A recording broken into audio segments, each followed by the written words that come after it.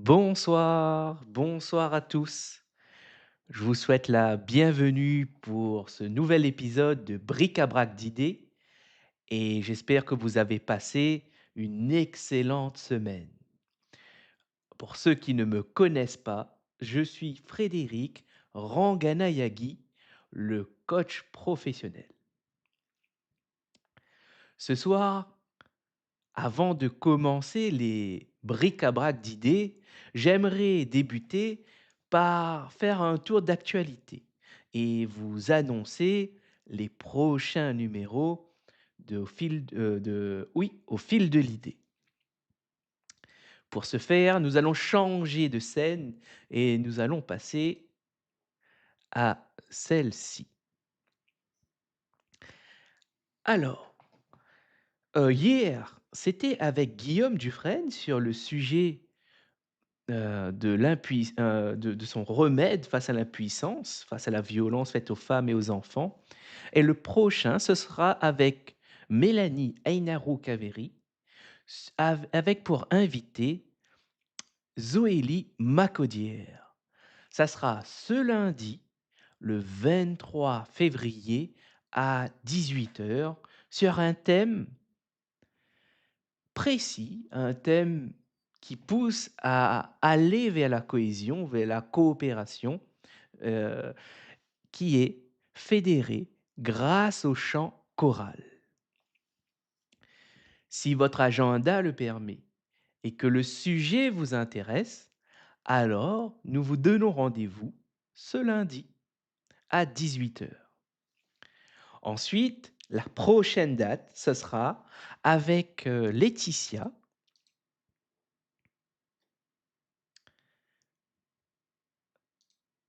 Laissez-moi modifier l'image.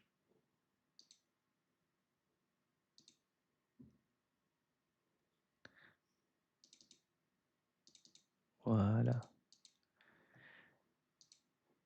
Hop, transition, voilà. Et après Zoélie, il y aura Laetitia sur une thématique qui s'intitule La joie comme acte de résistance. Ça sera le 26 février à 14 h et ça sera animé par moi-même. Et c'est avec ce numéro de Au fil de l'idée qu'on clôturera la saison de février 2026. Pour en mars, nous avons déjà un invité, que nous vous annoncerons et nous ferons un point, au début de mars et nous publierons sa thématique ainsi que sa photo que vous découvrirez très prochainement.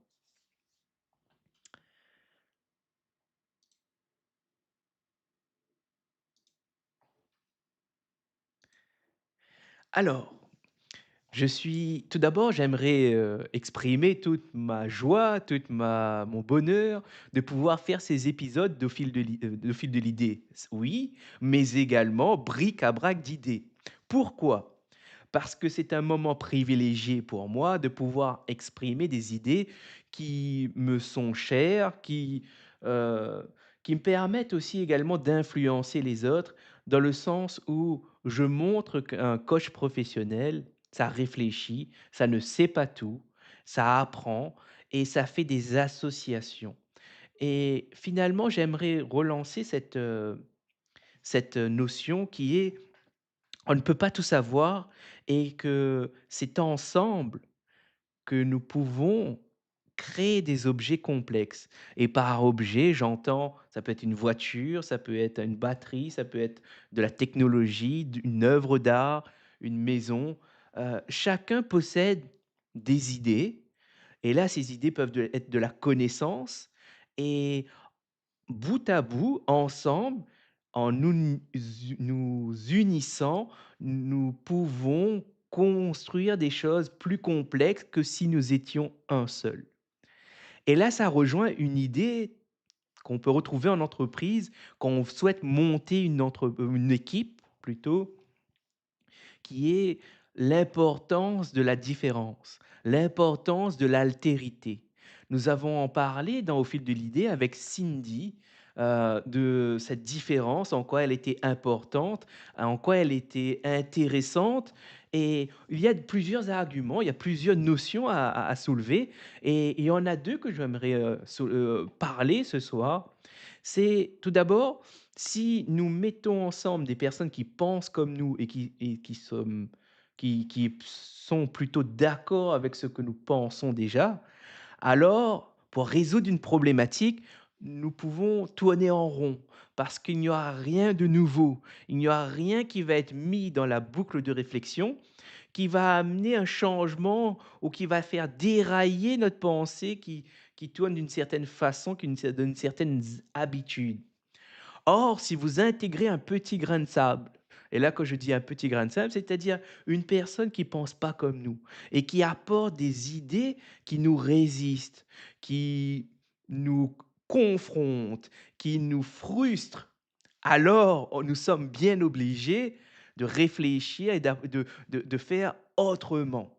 Et c'est là la clé de la diversité dans la réflexion, c'est d'apporter des personnes qui ont des idées contraires à soi pour justement développer des stratégies ou même des façons de penser nouvelles. Et ça, pour moi, c'était important de le rappeler.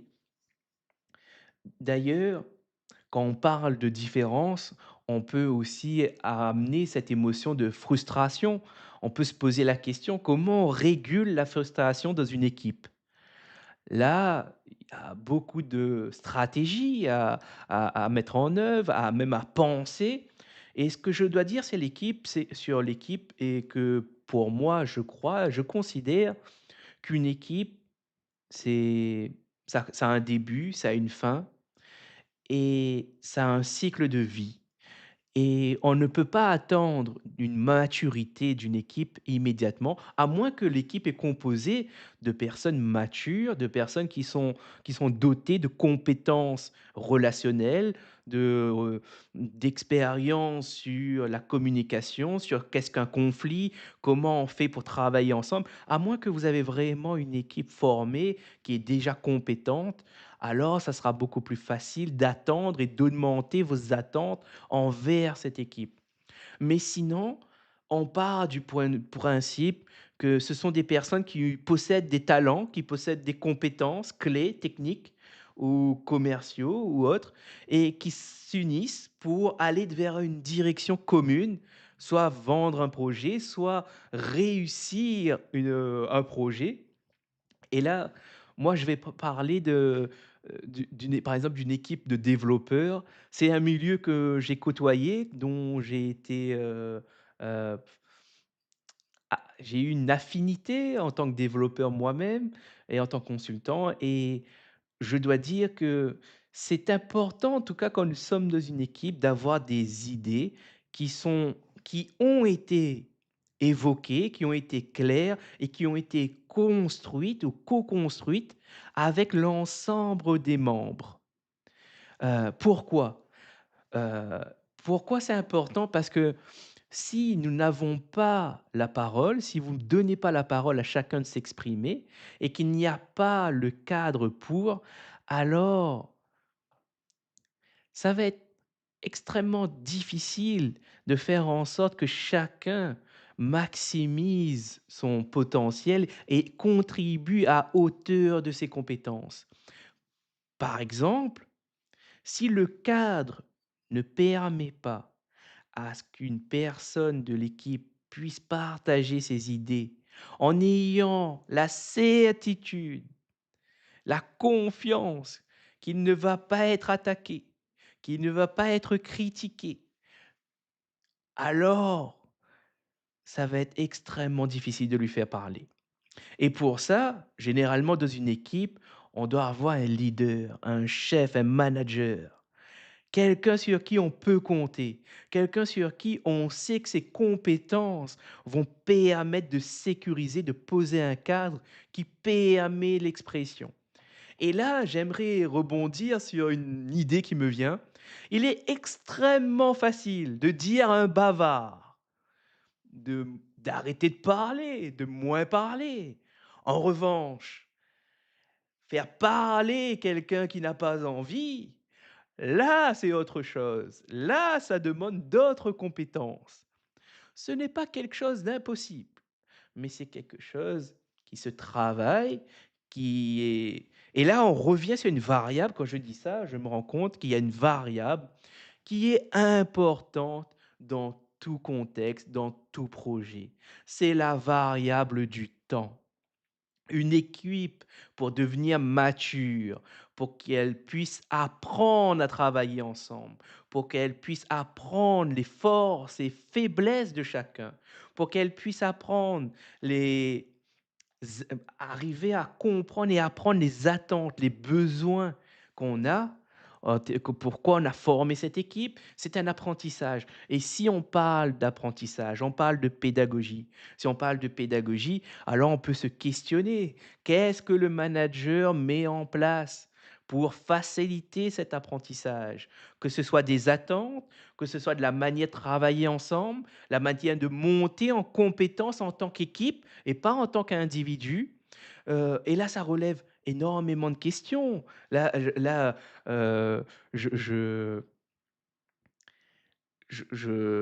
comment dire? Cette question entraîne une autre, qui entraîne une autre et on se rend compte petit à petit que former une équipe qui est solidaire, qui est mature, qui est performante, ça ne veut pas dire grand-chose. Du moins, il faut aller chercher le sens de la création de l'équipe. Et là, on peut reprendre les linguistes. Pourquoi? Parce que eux, ils vont aller chercher et j'aime beaucoup cette phrase de, je vais prendre le temps de bien citer. Donnez-moi un instant pour le retrouver. C'est un linguiste suisse de souvenir, alors qui se nomme Ferdinand de Saussure. Alors, c'est un linguiste suisse et il a une phrase que j'aime beaucoup et enfin, je ne pourrais répéter mot pour mot, mais voilà l'idée de ce que j'ai retenu et qui est inspiré de lui. On aura toujours peur du mot chien, du mot loup plutôt, je reprends. Excusez-moi. On aura toujours peur du mot loup tant que on n'aura pas inventé le mot chien. Et derrière cette phrase, on aura toujours peur du mot loup tant qu'on n'aura pas inventé le mot chien. C'est ce que j'ai retenu de ce grand homme. Et pour moi, ça veut dire beaucoup de choses.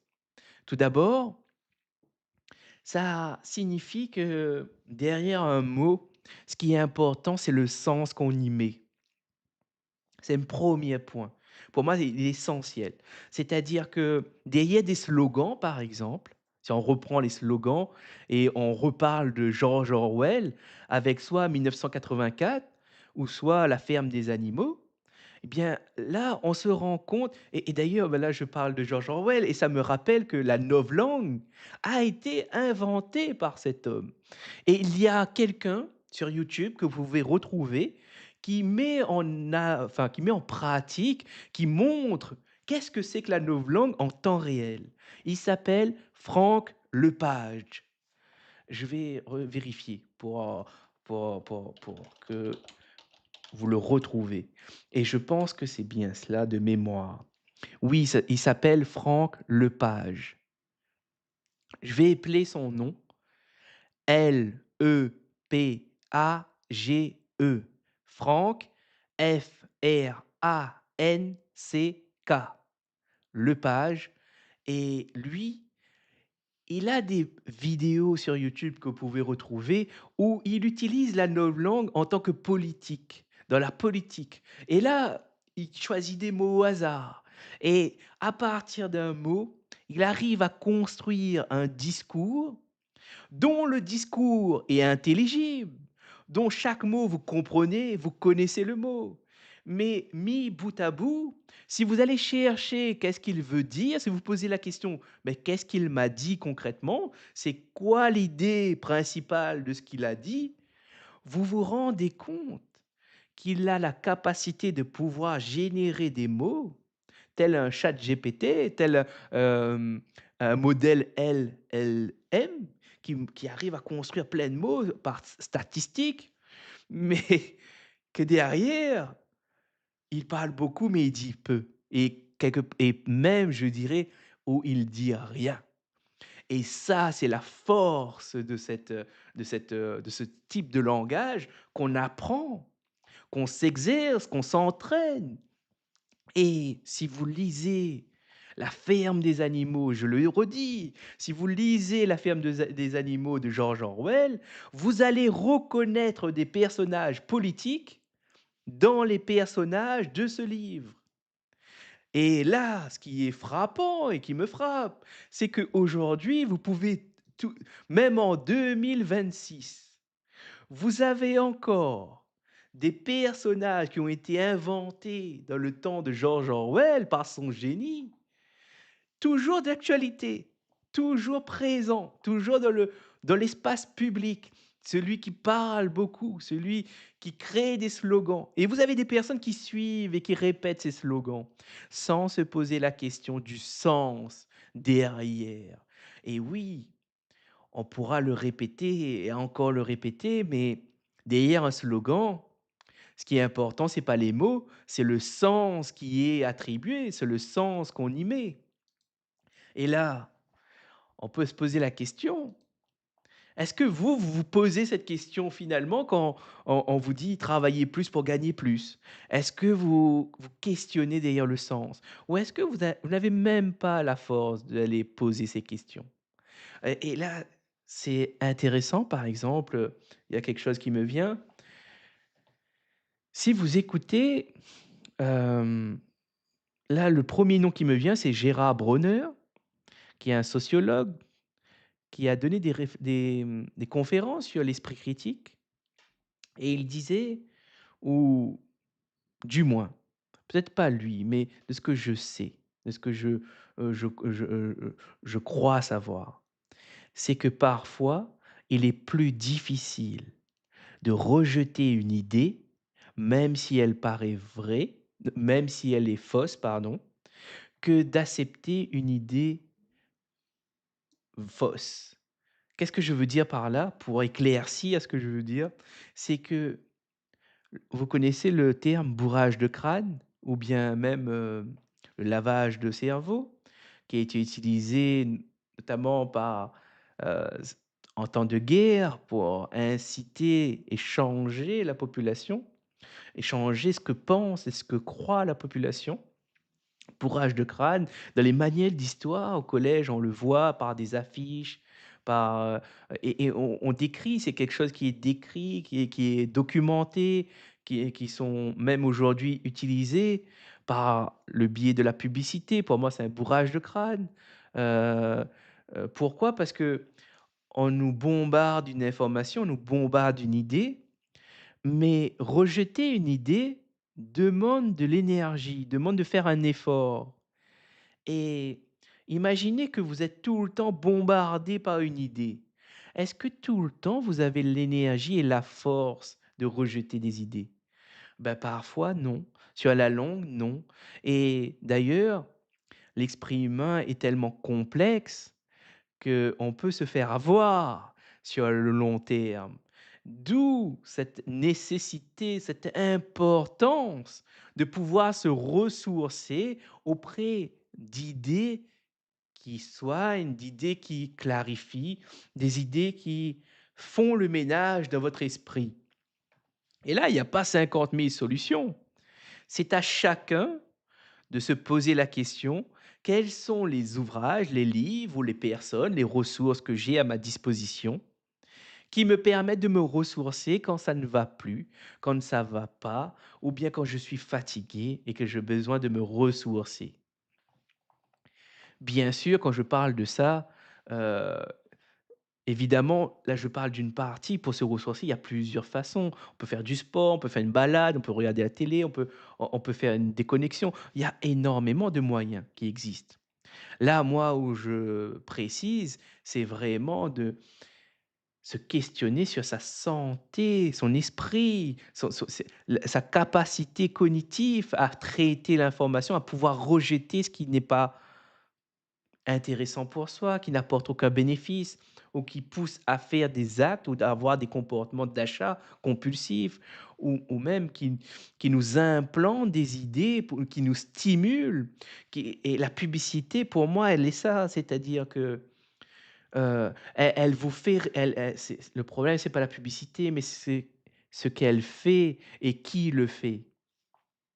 Et quand on se pose la question, ça revient à se dire: «Bah, pourquoi quelqu'un paie pour la publicité?» Pourquoi ça c'est un domaine qui est partout, qui a énormément évolué, qui s'adapte aux mœurs, qui s'adapte, aux médias, aux moyens de communication.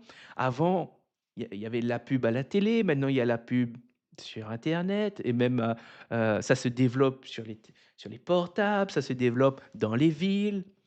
Où que allez, vous allez retrouver une publicité, que ça peut être un prospectus, ça peut être une annonce pour, un service. La publicité est quelque chose, on peut le dire, de normal, qu'on retrouve partout et qui est plutôt accepté. Maintenant, la question, c'est pas est-ce que la pub est mal ou non? C'est plutôt quel type de pub? Quels sont les types de pubs? Qu'est-ce qu'elles poussent à l'achat? Qu'est-ce qu'elles vendent? Qu'est-ce qu'elles fait germer comme idée chez l'autre, chez nous en tant que consommateurs. Et c'est là pour moi, ce sont des questions, qui sont à se poser à notre échelle personnelle, individuelle, parce qu'on ne peut pas interdire de la publicité. Ça serait impossible. On pourrait même, se poser la question: «Mais qu'est-ce que c'est de la publicité?» Qu'est-ce que c'est que le marketing? On pourrait se poser des questions et on verrait que ça se base sur des théories, ça se base sur des connaissances, sur des idées elles-mêmes. Et là, ben, je reviens à ce que je dis plus tôt. Nous sommes des êtres humains, ok, mais nous sommes composés d'informations, d'idées. Et là, il y a une idée que j'aime beaucoup quand j'y réfléchis, c'est que mais si nous partons sur le principe, puisque nous sommes des idées et quand nous côtoyons quelqu'un, nous côtoyons des idées, quelque part, de manière vraiment extrapolée. Ne prenez pas ça à la lettre, mais de manière là, ce que je fais, c'est une expérience de pensée et l'expérience de pensée est pour moi un outil précieux, puissant dans le coaching. C'est un outil qui permet de développer une idée pour permettre d'aller jusqu'au bout et voir tout le raisonnement et surtout la conclusion que cela donne si on emprunte cette idée comme vraie et qu'on la développe. Et ça, c'est intéressant dans le coaching, mais pas que dans le coaching. Et je le rappelle, le coaching, c'est une démarche pédagogique. Le but d'un coaching, c'est d'amener son client, que ce soit une équipe, un groupe, un PDG, un manager, peu importe la qualification du client ou même ses responsabilités, le but d'un coach, selon moi, d'un coach professionnel, c'est d'amener les personnes, d'amener mon client ou mes clients à réfléchir par eux-mêmes, à pouvoir se remettre dans un processus de progression, dans un processus de recherche. Et le bout du bout, c'est d'arriver à se dépasser soi-même. Il y a cette notion de dépassement de soi qui est très importante, qui est au cœur du coaching pour moi. Et c'est quoi cette notion de dépassement de soi? Eh bien, c'est très simple. C'est la capacité de s'ouvrir aux autres. C'est d'ailleurs même pas la capacité, c'est avoir la possibilité de s'ouvrir aux autres. C'est quelque part de pouvoir contribuer au monde. Et enfin, c'est d'accéder à une liberté éclairée par le savoir. Et ce sont des idées fortes. Et là, ça rejoint ce que je vous disais. Si vous demandez dépassement de soi pour une autre personne, le sens, les idées qui sont référées ou identifiées derrière ces quelques mots vont varier selon l'individu, vont varier selon sa connaissance, vont varier par plusieurs paramètres. C'est multifactoriel. En revanche, à quel on se rend bien à quel point c'est important de questionner le sens, peu importe si ce sont des mots que vous connaissez ou si ce sont des mots que vous comprenez.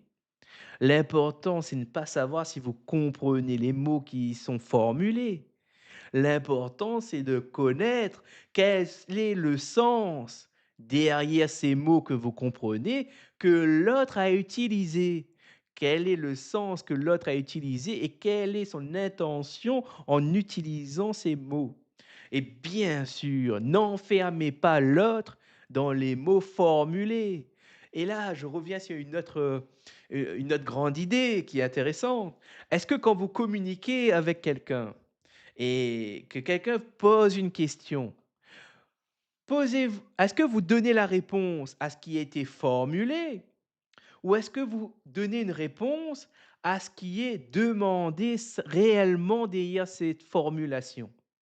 Et là, il y a 2 cas possibles. Soit vous avez compris ce qu'elle demande, derrière des mots maladroits, des mots simplistes, heu, ou soit vous n'avez pas compris. Et si vous n'avez pas compris dans 2 cas, en discutant avec l'autre, cela va s'éclaircir, cela va devenir plus évident parce que l'autre va confirmer ou non et va peut-être développer ses idées. Et c'est là un moment extraordinaire dans une relation.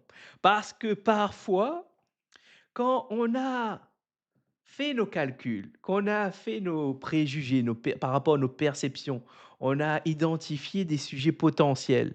On peut se rendre compte qu'on avait tort et qu'on était à côté et qu'on est passé à côté. Et même la relation avec l'autre est si complexe que parfois juste un geste peut perturber l'autre et quelque part, l'autre n'est plus en mesure et n'a plus envie, n'a plus l'intention de communiquer et de partager. Et là, bah, qu'est-ce qu'on fait? On ne peut rien faire, c'est comme ça. Il faut accepter que parfois, une discussion, elle s'arrête, elle change de sens, elle change de sujet, parce que il y a eu des choses qui ont fait que ça a fait évoluer la relation entre les 2, entre soi et l'autre.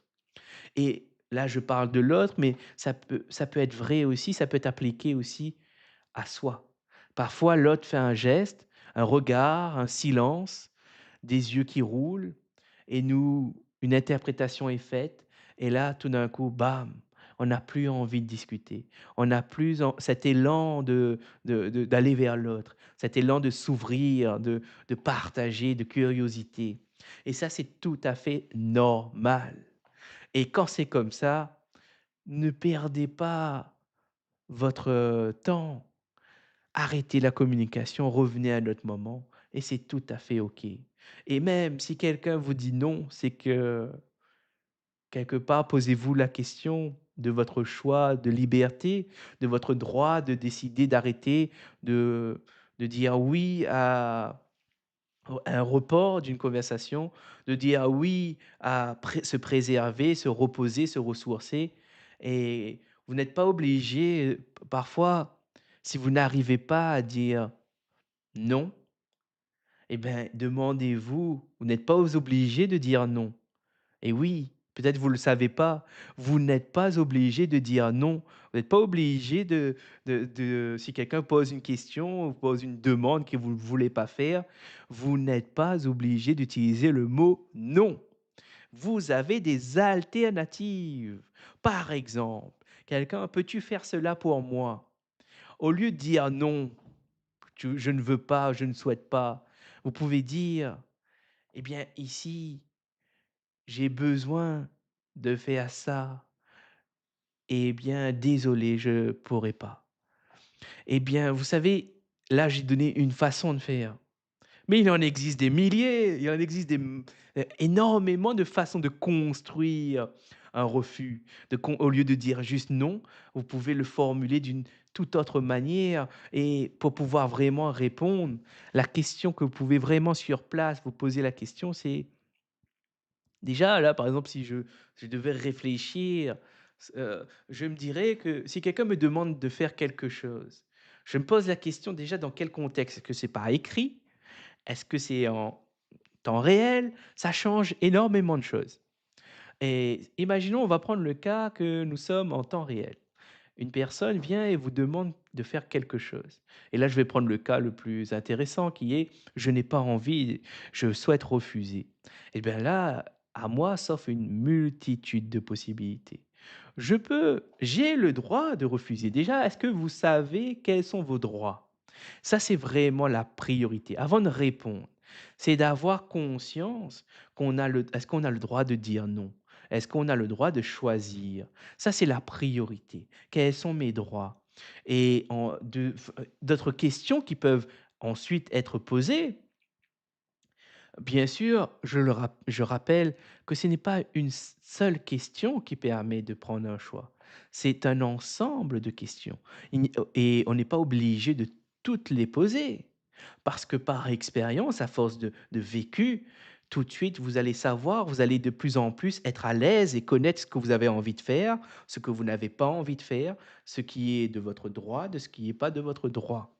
Par exemple, là, je pense à un cas dans lequel, bien, si votre mission dans votre travail, c'est de coder un site internet et que vous voulez pas coder le site internet et que vous n'avez pas de raison valable, là, ici, ça pose d'autres questions, et c'est là où, on se rend compte qu'il n'y a pas de solution toute faite, mais il y a des idées sur lesquelles se reposer pour pouvoir affronter le plus de situations possibles.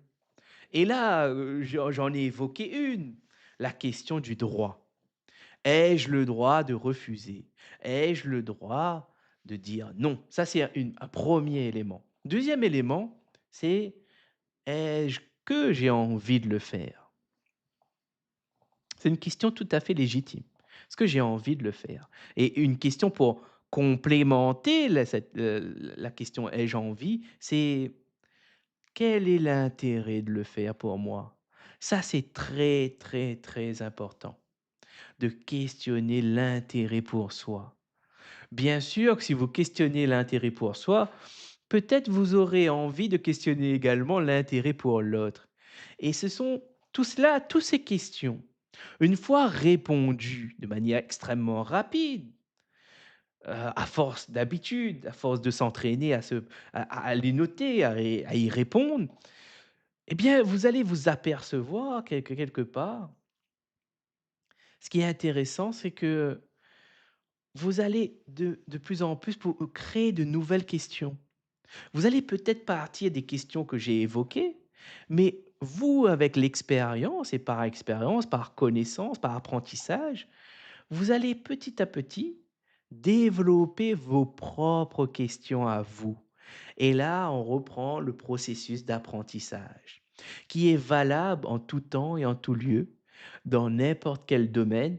On parle d'apprentissage, que ce soit pour la conduite, que ce soit pour le code, que ce soit dans une équipe, que ce soit euh, dans une association, que ce soit dans une prise de poste en tant que manager, en tant que consultant, en tant que commercial. Tout est une question de processus d'apprentissage. Et là, pour moi, un des moyens les plus intéressants de pouvoir améliorer ses conditions de vie, c'est clairement d'aller regarder qu'est-ce que l'apprentissage et quelle en est la définition, quelles en sont les contraintes de l'apprentissage, comment ça fonctionne, qui en parle, et les idées qui sont émises, qui sont évoquées, quelles sont les personnes qui ne sont pas d'accord, qui sont opposées aux idées élaborées. Et là, vous allez tomber sur un domaine qui est aussi vaste que l'univers et qui ne cesse d'évoluer, d'emmagasiner de la connaissance, du savoir et ou pour ceux qui sont peut-être qui recherchent une vocation et qui il n'est jamais trop tard, eh bien de la recherche sur les questions de sciences de l'éducation, de la psychologie de l'éducation, de ce sont des thématiques où il y aura toujours à creuser, toujours à inventer, peut-être même toujours à re-questionner. Et là où c'est intéressant, c'est que chaque année, chaque pays font de la recherche et c'est incroyable le nombre de thèses, le nombre de documents scientifiques, de papiers scientifiques qui est produit aujourd'hui par pays et on se pose la question, a-t-on le temps de tout lire? A-t-on le temps de lire toutes ces études qui sont produites, et qui sortent chaque jour, chaque année, chaque mois? Ben, eh bien là, si vous êtes seul, vous êtes bien embêté. C'est impossible de tout lire. Alors comment faire?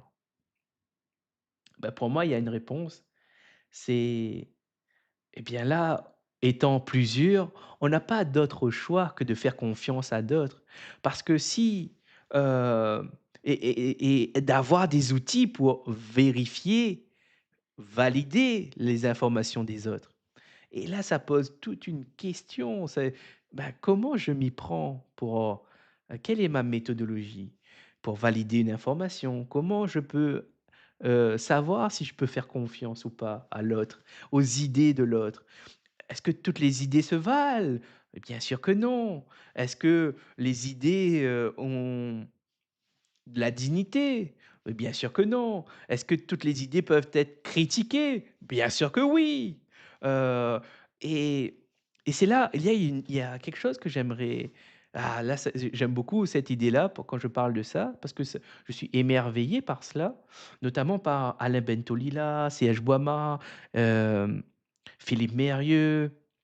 En fait, quand une question est formulée par l'assistance, le public, et en fait, vous allez voir que ces personnes, quand ils répondent, ils ont une façon de répondre qui est vraiment pédagogique, plus que ça, qui est dans le qui reflète des valeurs de patience, de bienveillance, de précision et ça, c'est pas quelque chose qu'on peut atteindre du jour au lendemain. C'est une quête, c'est une recherche perpétuelle se basant sur, 4 grands principes qu'évoque Philippe Mérieux et qui transmis par le biais de l'école, qui sont la recherche de précision, de justesse, hem, et d'y mettre de la rigueur, la recherche de cette rigueur, c'est-à-dire prendre le temps, précision dans le vocabulaire, justesse en ce qui est dit, est-ce qu'on a bien pesé le pour, le contre? Est-ce que ça représente réellement ce qu'on le veut dire? Précision dans le vocabulaire. Le vocabulaire, c'est un ensemble de mots qui peut-être existent déjà, qu'on n'a pas conscience, on est ignorant, on ne connaît pas tous les mots. Et est-ce qu'on a fait on a utilisé cette rigueur d'aller chercher? Et le dernier point, que j'aime citer, c'est cette recherche de vérité et j'aime bien cette idée que j'ai entendue, comme quoi la vérité est une idée fixe à un moment T. C'est intéressant de se dire ça, c'est que la vérité, une idée, elle est en mouvement et quand on énonce, on évoque une vérité, elle est vraie au moment où la personne l'évoque. En revanche, elle peut évoluer, elle peut se remettre en mouvement, heu, à la découverte d'autres informations qui va bousculer cette vérité et ça, c'est intéressant, ça veut dire qu'on ne peut pas enfermer quelqu'un par ses idées. Parce que par réflexion, si on prend un peu du recul sur les choses, les gens changent d'avis, les gens changent d'opinion, les gens apprennent et là, il y a ce terme formidable de Philippe Mérieux qui est le pari d'éducabilité. Si vous ne savez pas, allez-y, vérifiez, regardez et vous allez voir que c'est quelque chose qui donne espoir. C'est quelque chose qui remet en question toutes nos certitudes sur ce qu'on sait sur l'éducation, sur notre vision de l'école, sur l'inclusion à l'école. Et en fait, ça nous permet de prendre conscience que malheureusement, parfois, ça a été mon cas, on n'a pas la chance. On n'a pas, c'est vraiment une question de chance. On n'a pas la chance d'être dans un environnement dans lequel on côtoie certaines idées. Par contre, d'autres ont la chance d'avoir une transmission de ces idées. Et là, ça fait toute la différence. Finalement, si on extrapole vraiment les choses, on prend deux personnes de professions différentes. Qu'est-ce qui fait la différence entre un psychiatre et un coach professionnel? Si vraiment on extrapole, c'est une expérience de pensée que je fais là. Eh bien, pour moi, la différence est se se repose sur les idées que les 2 personnes ont. Un est expert dans la psychiatrie, dans le domaine de la santé et il a des patients. Il est dans le soin. Et le coach n'est pas dans le soin. Il n'a pas de patients. Il est c'est en tout cas, pour être plus précis, il ne recherche pas, sa priorité n'est pas de soigner quelqu'un. Et en plus, je rajouterai que le coach, lui, il a des clients et cela change fondamentalement les choses. On ne soigne pas en tant que coach. En tant que psychiatre, si, on accompagne, on soigne, on va jusqu'à soigner l'individu, jusqu'à traiter ses maux pour qu'il aille mieux, pour qu'il puisse s'en sortir, pour qu'il puisse se remettre dans un parcours et se remettre en mouvement. Et là, moi, en tant que coach, mon but, c'est aussi de me mettre en mouvement. Mais ma priorité à moi, c'est que mon client, j'emploie bien le terme client, se mettre à réfléchir.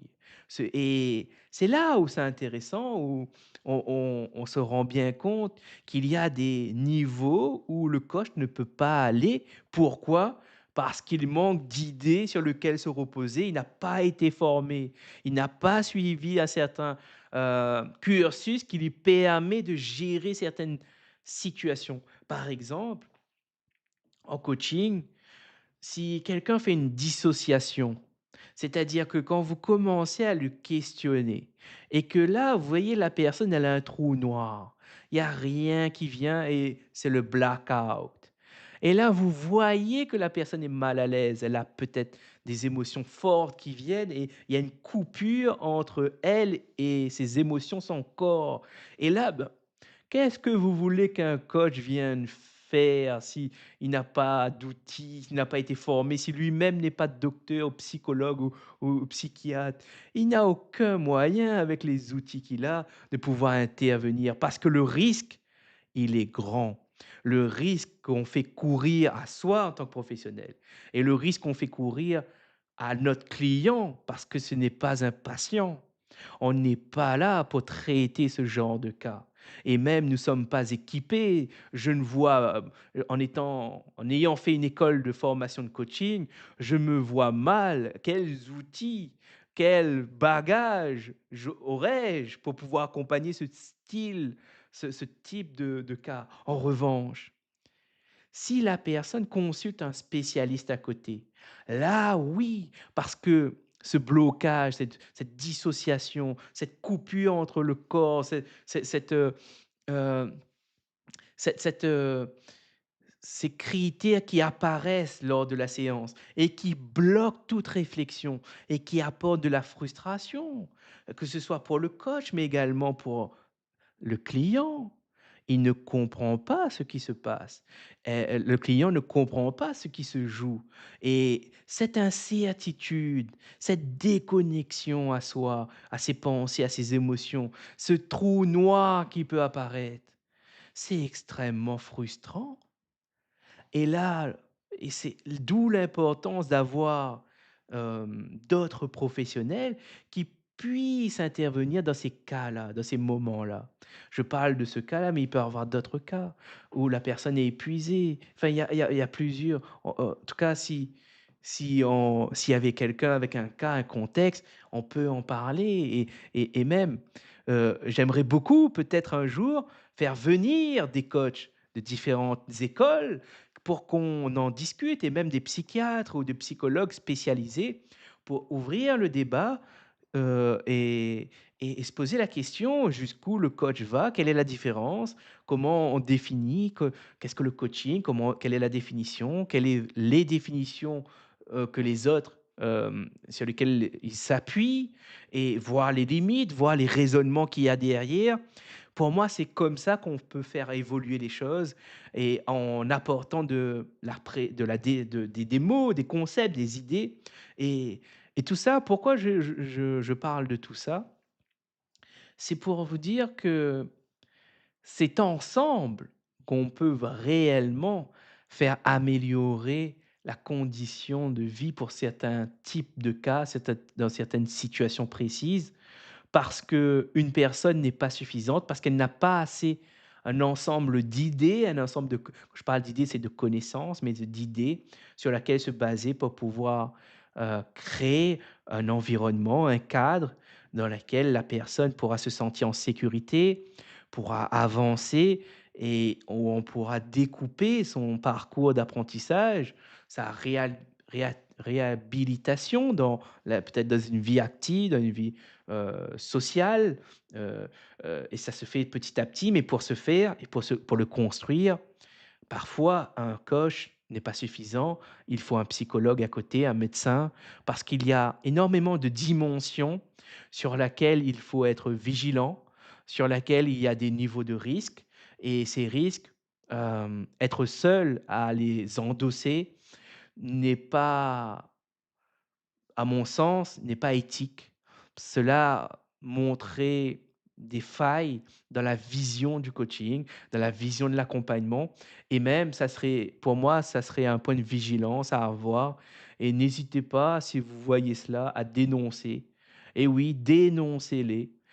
Si vous voyez quelqu'un victime ou vous êtes victime, dénoncez à la police, dénoncez à la Miviludes, dénoncez à des associations, heu que ce soit, anonymement ou, avec visage ou nom et prénom, vous avez la possibilité de le faire et le faire, c'est un acte citoyen. C'est un acte, vraiment éthique, c'est un acte nécessaire, c'est un acte héro comment dire?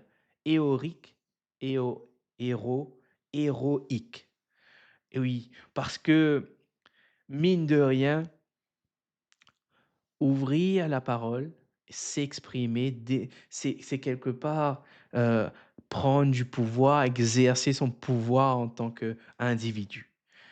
Et rappelez-vous, même si parfois, et là, j'annonce, peut-être on va parler d'un sujet avec une invitée et j'espère que, ça se fera. C'est très prochainement peut-être, en tout cas c'est en discussion et le sujet, ça sera sur le feedback et c'est quelqu'un qui s'y connaît, qui pratique au quotidien et ça sera vraiment plaisant de pouvoir la recevoir et de pouvoir discuter et voir qu'est-ce que c'est que le feedback? Quelles sont les idées qu'elle a et moi, comment je vois un feedback? Qu'est-ce que c'est pour moi?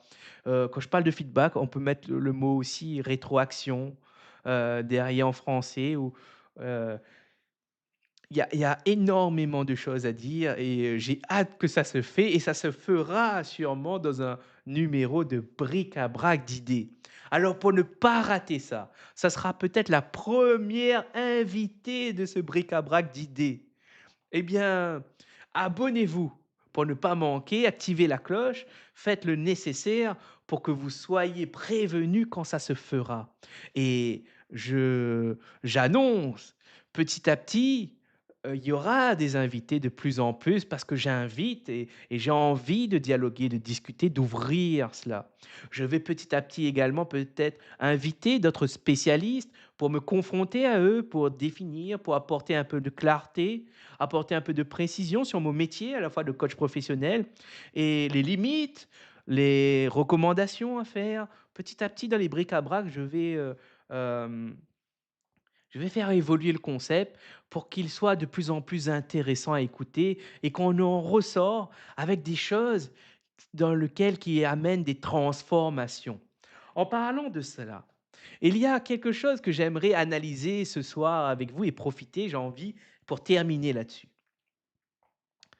Je le répète, si vous arrivez sur le live, bah, d'abord, bienvenue. Comment vous allez? N'hésitez pas à me le dire en commentaire.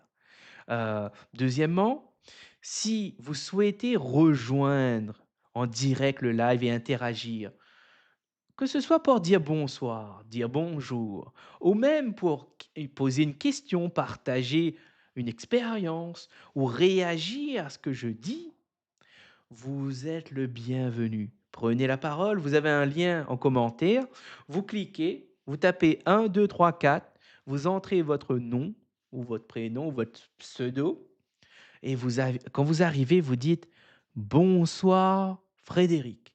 Et là, dans mon oreillette, je vais vous entendre. Et là, je vais vous accueillir et vous passerez directement en live. Euh, oui, alors, je vais Internet.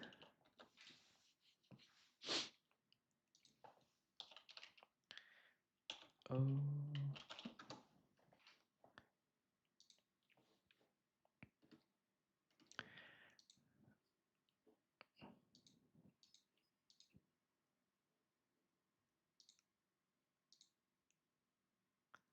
Non, c'est pas celui-là. Voilà, c'est celui-là.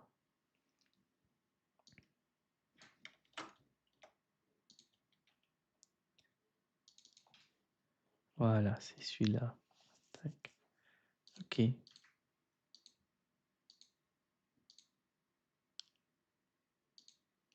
Pourquoi ça marche pas? Hop, ok.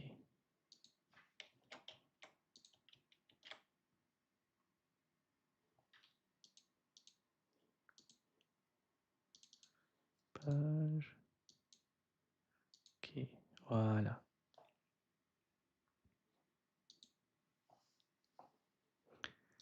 Alors, nous sommes sur le site Océan de Coach. Et quand vous allez arriver sur le site Océan de Coach, il y a trois mots. Il y a exprimer, apprenez, élever votre pensée. Enfin, trois mots, c'est-à-dire trois axes, trois directions dans lesquelles on regarde. Vous allez voir que au fil du temps, au fil de ma réflexion, vous allez voir que cela va prendre un sens et que finalement, vous allez voir que ce qu'on a fait, si vous allez consulter tous nos réseaux sociaux et que vous allez au début, vous allez voir qu'il y a un sens et que ce sont des puzzles. Ce sont des petites pièces de puzzle que nous avons déposées sur les réseaux, que nous avons façonnées, que ce soit avec les ateliers que nous avons conçus, le pouvoir du gribouillis, les ateliers que nous avons été formés, le yoga du rire, la lecture et l'écriture, des ateliers d'écriture qu'on a faits.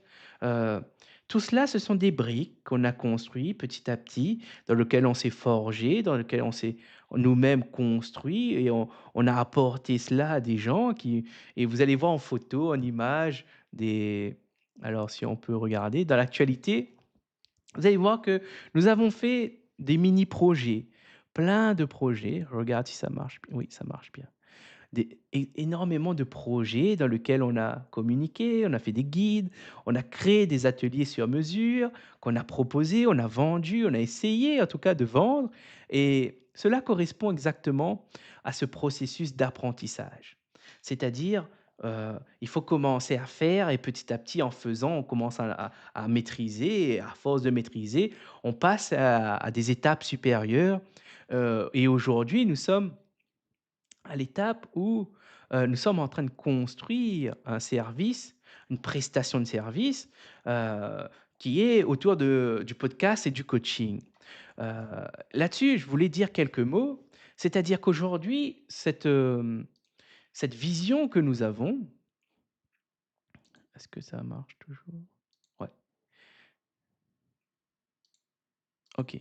Cette vision que nous avons, elle va évoluer. Cette page de podcast, Au fil de l'idée va évoluer au cours de ces quelques semaines, de ces quelques mois. Nous sommes en train de travailler pour affiner et c'est là où je me rends compte qu'en tant qu'entrepreneur en tant qu'entrepreneur, eh bien, parfois faisant tout, c'est-à-dire je code le site, c'est moi qui code le site, c'est moi qui fais le site, c'est moi qui réfléchis, heu heu, toute la charte, le design, heu, comment tester le site, qu'est-ce qui se passerait si, le site disparaît du jour au lendemain? Comment le remettre en place rapidement?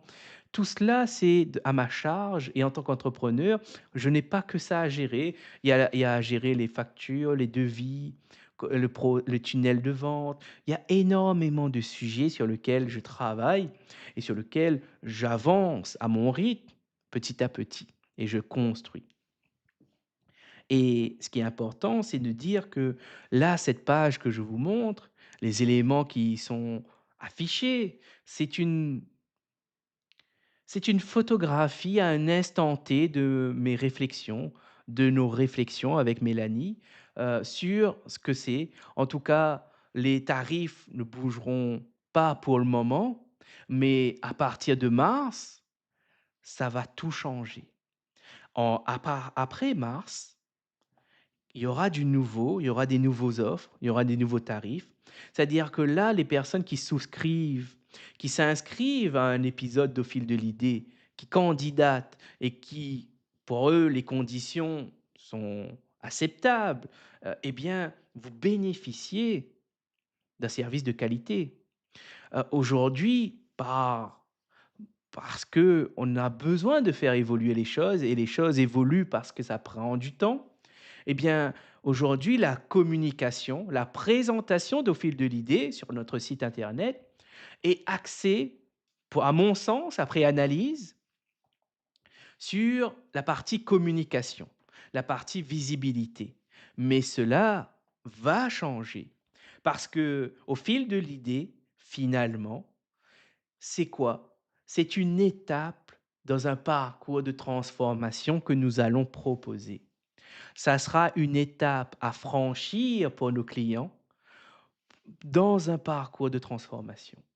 Et quand on parle de transformation, on parle réellement de changement profond, d'acquisition de compétences.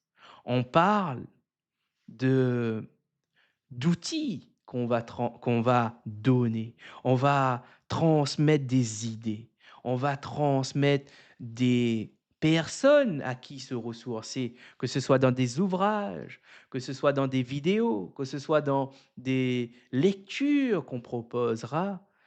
Tout cela aura pour but d'amener le client à réfléchir par lui-même et en réfléchissant par lui-même, il va se construire par lui-même. Et c'est là toute la puissance de ce qu'on va préparer plus tard, qui va venir petit à petit.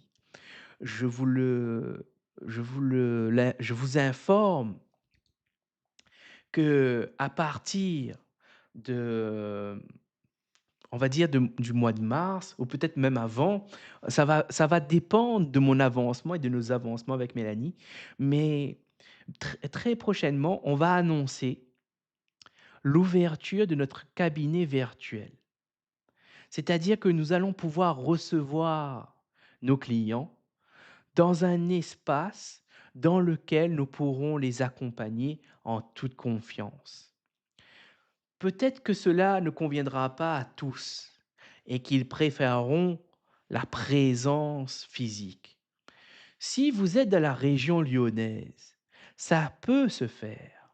Si vous avez une mission importante avec à la clé un contrat qui m'intéresse, une mission où ça m'intéresse le sujet d'accompagner ou même d'intervenir, ça se discute. En revanche, moi, les sujets qui m'intéressent, quels sont-ils? Eh bien, il y en a pas beaucoup. C'est vraiment les sujets qui ont un impact sur la vie. de mes clients, qui ont un impact sur la qualité et les conditions de vie de mon client. Par exemple, si votre sujet de coaching est de choisir entre une entreprise A et une entreprise B, moi, ça ne m'intéresse pas. Ça ne m'intéresse pas. En revanche, si vous, vous souhaitez analyser qu'est-ce que vous pourrez faire après votre travail, après votre boulot le soir ou même comment changer de vie, comment améliorer ma vie. Là, ça commence à m'intéresser parce qu'il y a des choses à travailler, parce qu'il y a des choses à réfléchir, à vous faire réfléchir, à créer des situations pédagogiques qui vous met en mouvement, qui vous met en mouvement de recherche, qui vous met en mouvement de progression et ça, c'est stimulant. Mais là, quand je dis ça, je me dis que si vous devez choisir entre entreprise A et entreprise B, que vous avez besoin de coaching, sur le papier, ça m'intéresse pas. Pourquoi? Parce que ça signifierait que où vous en êtes à ce moment-là, le sujet sur lequel vous le formulez, ce sera un sujet qui nécessitera un travail d'analyse, un travail en profondeur et moi aujourd'hui, j'ai pas pour ambition d'avoir des parcours de coaching longs. Je souhaite être libre, je souhaite pouvoir intervenir là où je veux, quand je le veux. Et mon parcours d'ailleurs de transformation, il ne sera pas du tout long. Je ne veux pas être bloqué et ni bloquer le client. Et d'ailleurs, la première chose que si vous ne me connaissez pas et que vous êtes nouveau, eh bien, la première séance s'appelle une séance de recadrage. Elle dure jusqu'à 1 heure et elle se fait en visio. euh, et elle a pour but deux choses. Premièrement, de vérifier que je peux réellement intervenir et apporter une plus-value. Deuxièmement, c'est elle a pour but de tester la qualité, l'alliance qu'il y a entre mon client et moi-même. Et enfin, c'est de voir également, de faire un bilan où en est la personne. Voir un peu quelles sont ses façons de penser, quelle est sa santé, quand je lui pose des questions, comment elle réagit, quel est son vocabulaire qu'elle emploie. Par exemple, si j'entends je suis extrêmement épuisé, je suis fatigué, je dors mal. Tout ça, c'est des alertes, c'est de l'information qui me dit bah, peut-être que le coaching n'est pas prioritaire pour le moment et que pour le moment, c'est prendre soin de sa santé et que c'est pas avec moi qu'on le fait, mais avec un médecin ou avec un psychologue spécialiste de l'épuisement ou bien avec un spécialiste pour du sommeil, si la personne a du mal à dormir, et cetera. Qu'elle aille voir quelqu'un spécialisé pour comprendre quels sont les mécanismes ou quelles sont les raisons pour lesquelles elle a du mal à dormir. Est-ce qu'il y a quelque chose de grave? Est-ce qu'il y a faire un bilan de santé, c'est important et tout ça, ça se fait dans cette première séance où votre vocabulaire va jouer beaucoup, comment je vous perçois va jouer beaucoup. Bien sûr, il n'y a pas de 100% comment dire? Je n'ai pas un moyen pour être sûr à 100% que vous avez besoin d'un médecin ou pas. Je fais en fonction de ce que je perçois et ça, c'est c'est quelque chose qui s'affine dans le temps, dans lequel on apprend et il y a une idée forte que j'aimerais rappeler pour conclure ce live, que le coaching est avant tout un service de prestation. C'est une prestation de service. Je le rappelle que le coaching, c'est une prestation de service et en tant que tel, il n'a pas vocation de faire du bien commun, il n'a pas vocation d'être un service public, à moins que vous êtes une association et que vous le dites. Mais si vous êtes une entreprise, par définition, vous devez produire du chiffre d'affaires. Vous devez faire entrer de l'argent. Pourquoi? La raison est simple. Le système, comment il est formé, vous oblige à prendre une assurance. Je suis assuré pour faire mes prestations de coaching. Je dois de l'argent à ces assureurs pour pouvoir maintenir mon activité dans un cadre légal. J'ai pas des ressources, mais des contraintes, que ce soit les factures d'électricité, le matériel utilisé, la webcam, l'ordinateur, le clavier, la souris. Ce sont des choses, moi aujourd'hui en tant qu'entrepreneur, je n'ai pas d'amortissement. C'est-à-dire, quand je fais un achat, c'est un investissement que je ne peux pas déduire sous forme d'amortissement sur le plan comptable. Eh bien ça, c'est des éléments à prendre en compte, mais mon statut actuel me permet de tester, de mettre en œuvre des solutions, des produits, de voir la réception du public, de mes clients et de pouvoir affiner pour arriver sur un modèle robuste, un modèle qui fonctionne et qui me permet ensuite de changer de statut. Aujourd'hui, je suis auto-entrepreneur et c'est normal qu'aujourd'hui, je dois faire un chiffre d'affaires et pour faire un chiffre d'affaires, ça s'apprend. Je suis le meilleur coach professionnel. Mais je ne suis pas le meilleur vendeur professionnel. Je ne suis pas le meilleur commercial professionnel. Mon domaine de prédilection est le coaching et grâce au coaching, je peux moi-même l'utiliser et même solliciter Mélanie ou d'autres personnes pour pouvoir m'aider à y voir plus clair dans ma façon de procéder, dans comment améliorer mon produit et là, l'ensemble des épisodes de Fil de l'idée heu, a été salvatrice. Ça a été du génie de créer ça en tant que coach et là, je reconnais toute ma puissance, c'est-à-dire, avec associé avec Mélanie, créer un concept qui non seulement m'aide moi, mais en plus aide l'autre et en plus de ça, aide le public qui écoute.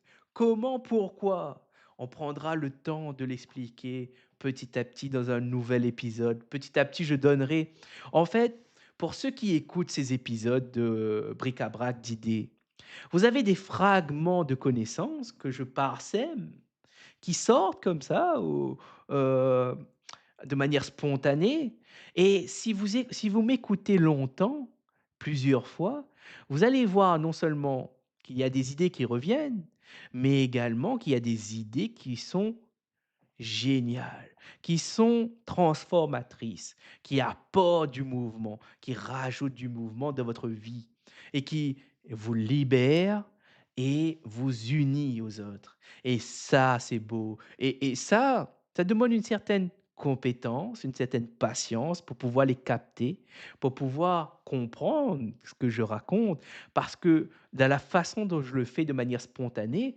il y a parmi ces pépites, parmi ces trésors, énormément de mots qui polluent la compréhension, qui n'empêchent la clarté. Et là, je terminerai là-dessus. Parfois, la parole ne suffit pas pour exprimer une idée, pour pouvoir aller en profondeur, pour pouvoir démontrer le raisonnement qu'il y a, pour montrer la complexité qui se cache derrière certains mots. Et là, on n'a pas d'autre choix que l'écrit. L'écrit sous forme de documents, de PDF ou même l'écrit sous forme de livres, d'articles, parce que c'est un cadre qui le permet. C'est un cadre où l'autre a le temps de lire, a le temps de voir, a le temps de revenir. La parole, elle peut être captée, enregistrée. Mais elle n'utilise pas les mêmes sens. Quoique aujourd'hui, vous pouvez retranscrire, mais même, il y a des limitations. Parce que quand on a parlé, quand on crée de la donnée de manière spontanée, on sort de notre mémoire à long terme des éléments et on construit de notre mémoire travail des choses et qu'on dépose en live, comme je le fais. Eh bien, on n'a pas fait évoluer le discours. On n'a pas pensé pour qu'est-ce qu'on peut rajouter, comment on peut reformuler. Là, vous avez tout le processus de création. Tandis que dans l'écrit, vous avez uniquement le résultat final. Vous avez la conclusion de toute la réflexion. Vous avez la conclusion de tout le raisonnement qu'il y a eu derrière. Et là, l'écrit est intéressant et passionnant parce que vous pouvez accéder à des idées qui ont été maturées, qui sont matures. Et si vous êtes des passionnés, de lecture, eh bien, vous avez peut-être cette compréhension de ce que je veux dire et peut-être que vous pourrez ajouter des choses à cela pour préciser ce que je veux dire avec des mots à vous. Ça moi, ça m'aiderait, en tout cas, ça serait un plaisir de lire, heu et commentez, dites-moi au moins ce que vous pensez de ces vidéos. Est-ce que vous êtes intéressé? Est-ce qu'il y a des choses qui vous intéressent? Est-ce qu'il y a des choses que vous êtes d'accord, vous êtes pas d'accord? Faites-le moi savoir. Moi, je serai en live tous les vendredis à 18 heures pour un minimum 1 heure, 1 h 30 de live maximum. Alors, c'est l'occasion de revenir, de faire connaissance et même de peut-être présenter une idée sur laquelle on réfléchit ensemble. Et ça, c'est quelque chose qui me stimule. Et moi, tant que c'est stimulant, vous avez la parole. Voilà. Alors, sur ce,